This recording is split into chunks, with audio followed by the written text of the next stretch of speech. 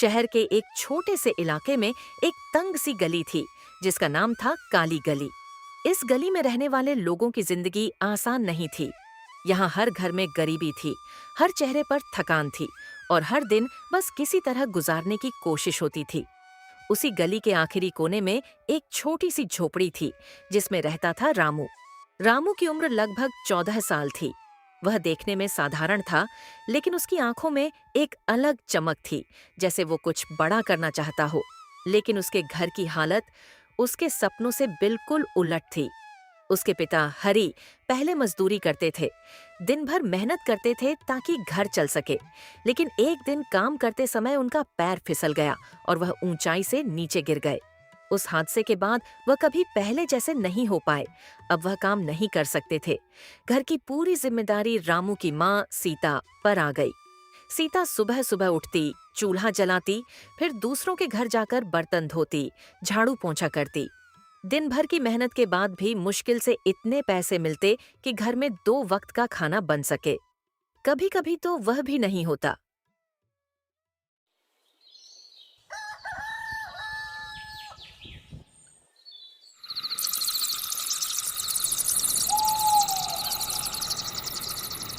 एक रात घर में सिर्फ 2 रोटियां थीं।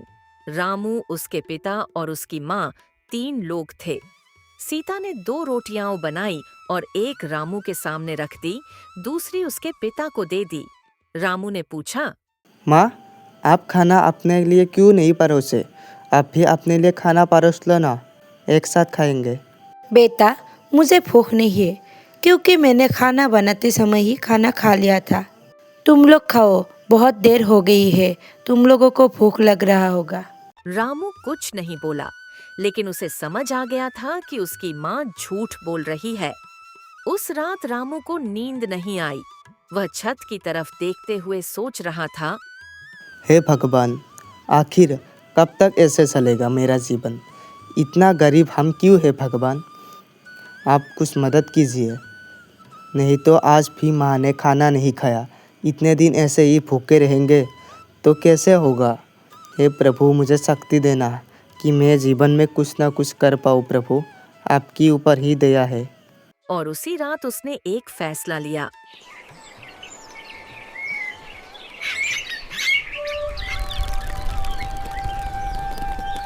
रामू स्कूल जाने के लिए तैयार हुआ, लेकिन जैसे ही उसने अपना बैग उठाया, वह कुछ देर के लिए रुक गया। उसने अपनी किताबों को देखा, फिर धीरे से बैग नीचे रख दिया। वह माँ के पास गया और बोला, माँ, आज से मैं स्कूल नहीं जाऊँगा। आज से मैं स्कूल जाना छोड़ रहा हूँ। माँ, क्या बोल रही हो? तुम स्कूल नहीं जाओगे? स्कूल छोड़ने के बाद बोल रही हो? पढ़ाई नहीं करोगे तो तुम बड़ा होकर क्या करेगा? कैसे चलेगा तुम्हारा जीवन? आप टेंशन मत लो माँ, मैं पहले जैसा अभी सोता नहीं हूँ। मैं बड़ा हो चुका हूँ। अब से मैं भी काम करूँगा और आपको काम करने की ज़रूरत नहीं है। बेटा, पढ़ाई नहीं करोगे तो आगे क्या करेगा?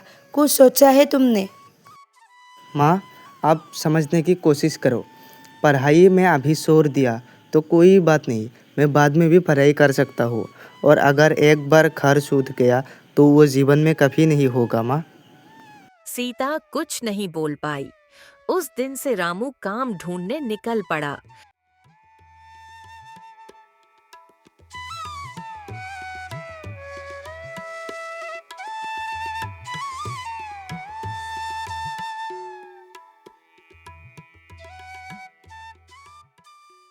पहले वह एक किराने की दुकान पर गया। भैया, क्या मुझे इस दुकान पर कोई काम मिलेगा? कौन सा भी काम हो मैं कर लूँगा। अभी मेरा घर का परिस्थिति बहुत बुरा चल रहा है। हाँ, तो तुझे काम चाहिए क्या? ठीक है, काम मिल जाएगा, पर तू ये बोल, तू क्या क्या कर सकता है? सब कुछ कर सकता है तो बोल, मैं तुझे काम बताता हूँ। तू कर सकेगा? बोल दे। हाँ चाचा, आप जो भी काम बोलेंगे मैं सब कुछ कर लूँगा। ठीक है, तो तू एक काम कर, तू ये हिसाब करके मुझे दिखा दे बस। रामू चुप हो गया। तू एक काम कर बेटा, तू एक काम कर, तू पहले सीख के आ, उसके बाद काम ढूंढना। जा जा बेटा। रामू थोड़ा मायूस हुआ, लेकिन उसने हार नहीं मानी। वह दूसरी दुकान पर गया।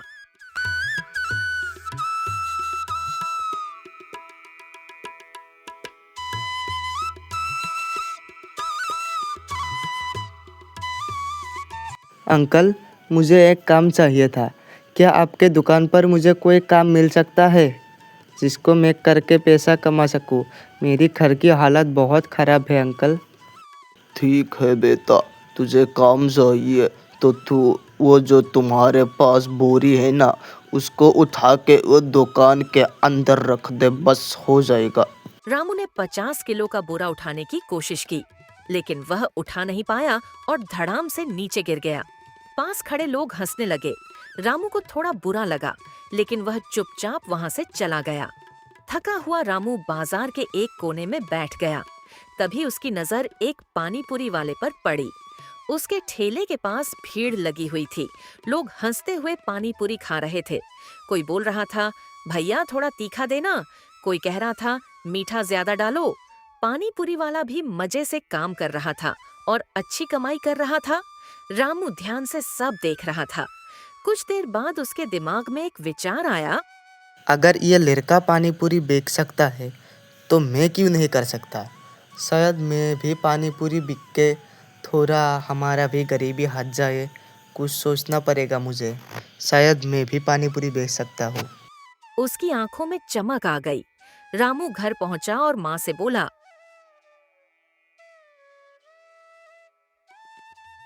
माँ, मैं आज से पानी पूरी का ठेला लगाकर पानी पूरी बिकूंगा। तुम पानी पूरी का दुकान लगाना चाहते हो तो लगाओ। हाँ माँ, आज मैं जब काम करने के लिए बाज़ार में काम ढूंढने गया तो मैंने उधर एक पानी पूरी वाले को देखा। उसका पानी पूरी बहुत बिक रहा था बाज़ार में। सब लोग हंस के फुर्ती करके सब लोग पानी पूरी खा रहे थे माँ। इसलिए मैंने सोचा है कि माँ, इसलिए मैं भी आज से पानी पूरी का ठेला लगाऊंगा। तुम पानी पूरी के ठेला लगाना चाहते हो तो ठीक है, लेकिन बेटा हमारे पास इतना पैसा कहाँ से आएगी कि तुम्हारी ठेला खरीद सकूं? मैं उधार दूंगा माँ। हमारे जो पास के रामू अंकल है मोहल्ले के, मैं उसी से पैसा उधार लेके अपना ठेला लगाऊंगा माँ।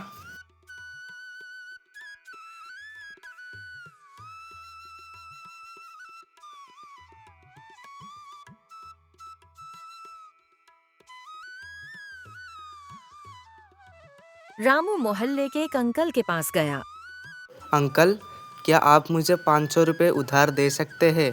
मुझे बहुत ज़रूरत है 500 रुपये की अंकल। हाँ रामू, तो तू ये बोल, मैं तुझे 500 रुपये नहीं 1000 रुपये भी दे दूंगा, पर तुझे पैसों की ज़रूरत क्यों है? अंकल, मतलब बात ऐसा है कि मेरा हालत बहुत ख़राब है। मेरा घर का हालत भी बहुत ख़राब है। तो इसलिए मैं सोच रहा हूँ कि मैं एक पानी पूरी का ठेला लगाऊँ, जिससे हमारा 2 पैसा इनकम हो सके। ओह, तो ये बात है। तूने मुझे पहले ही क्यों नहीं बताया? ठीक है, तू एक काम कर, तू ये 500 रुपये रख। आपका बहुत बहुत धन्यवाद अंकल। मैं जब भी 500 रुपये इनकम करूँगा तो आपको उधार लौटा दूँगा। अंकल ने उसकी आंखों में सच्चाई देखी और उसे पैसे दे दिए। रामू ने खुद ठेला बनाया, पुरानी लकड़ी जुटाई, कबाड़ से पहिए लगाए, एक बर्तन लिया। जब ठेला तैयार हुआ तो वह उसे देखकर बहुत खुश हुआ, जैसे उसने कोई बहुत बड़ा काम कर लिया हो।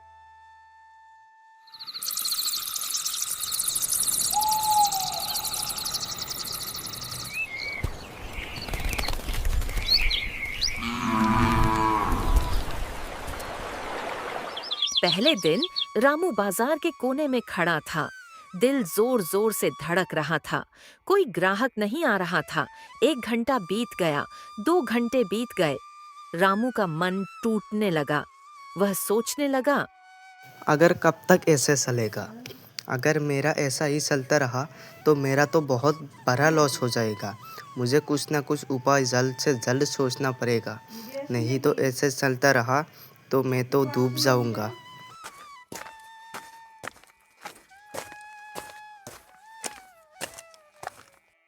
तभी एक छोटी लड़की आई।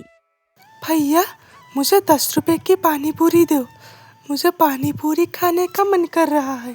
रामू ने धीरे धीरे पानी पूरी बनाई। लड़की ने खाया और मुस्कुराई। बहुत स्वादिष्ट है भैया। आपने पानी पूरी बनाना इतना स्वादिष्ट से कहाँ से सीखा? बहुत स्वादिष्ट था। मैं अपने दोस्तों को भी इधर पानी पूरी खाने के लिए ले आऊँगा कल से। रामू के चेहरे पर पहली बार खुशी आई। उस दिन के बाद धीरे धीरे ग्राहक बढ़ने लगे।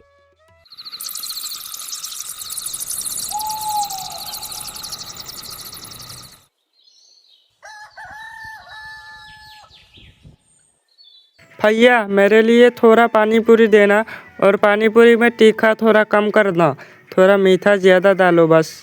ठीक है भैया, आपने जैसा बोला है मैंने वैसा ही पानी पूरी दिया है।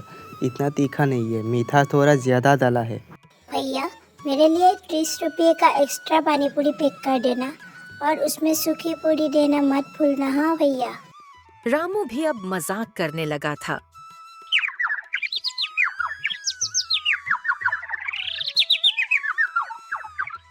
एक दिन एक आदमी बोला, भैया मुझे 10 रुपये की पानी पूरी देना, और हाँ तीखा थोड़ा कम रखना।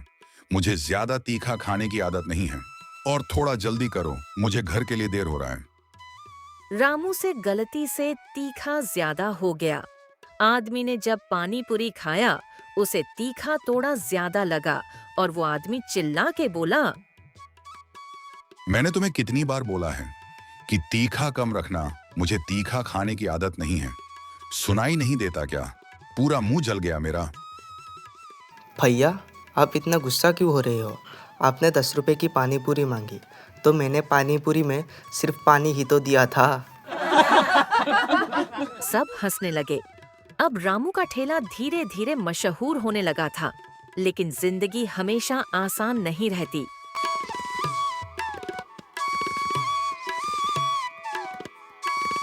एक दिन अचानक बारिश शुरू हो गई और लगातार कई दिन तक होती रही। रामू ठेला नहीं लगा पाया। घर में फिर से पैसों की कमी हो गई। एक रात रामू चुपचाप बैठा था। तभी सीता ने रामू से पूछा, क्या हुआ बेटा? मैं काफ़ी देर से तुम्हें देख रहा हूँ। तुम कुछ परेशान और उदास से लग रहे हो, जैसे तुम्हारे मन में कोई बात चल रही हो। अगर कुछ हो तो मुझे बताओ, शायद मैं तुम्हारी कुछ मदद कर सकूँ। इतनी उदास मत रहो बेटा। माँ, हमें भगवान ने इतना गरीब क्यों बनाया? हमारा क्या गलती थी जो भगवान ने हमको ही चुना गरीब के लिए? क्या हमारा पूरी जीवन गरीबी में ही चला जाएगा माँ? तुम इतनी चिंता मत करो बेटा, मेहनत करो। मेहनत करने से ही तो फल मिलता है। जीवन में सबको मेहनत करना ही पड़ता है। बाकी सब भगवान के ऊपर छोड़ दो बेटा। भगवान तुम्हें कुछ ना कुछ रास्ता जरूर दिखाएगी। माँ, मैंने इतना मेहनत किया, दिन रात एक कर दिया मेहनत करके, पर हमें अभी भी फल क्यों नहीं मिला माँ? भगवान श्री कृष्ण ने खुद कहा है, तुम कर्म करते जाओ, फल की चिंता मत करो। वैसे ही बेटा तुम भी कर्म करते जाओ, फल की आशा मत करो। फल तुम्हें मिलेगी जब तुम अच्छे से मेहनत करोगे।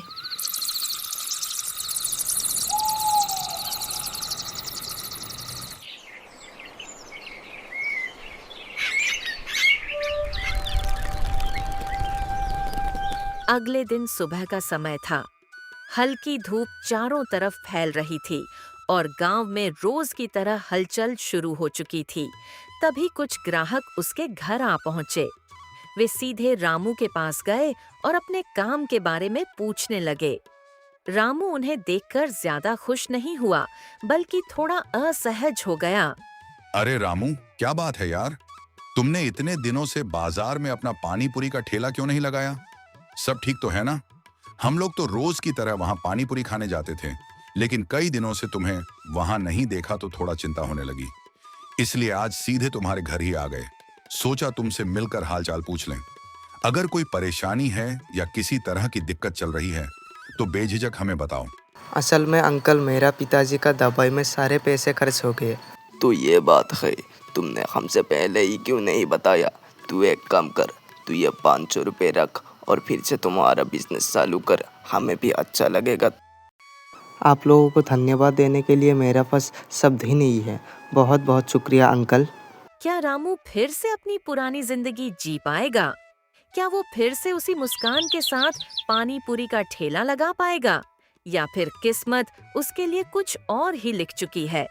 ये जानने के लिए इंतजार कीजिए पार्ट 2 का। और अगर आप भी रामू की कहानी का हिस्सा बनना चाहते हैं तो अभी एक लाइक जरूर करें और कमेंट में लिखें रामू वापस आएगा। हो सकता है अगली वीडियो में आपका नाम भी आए।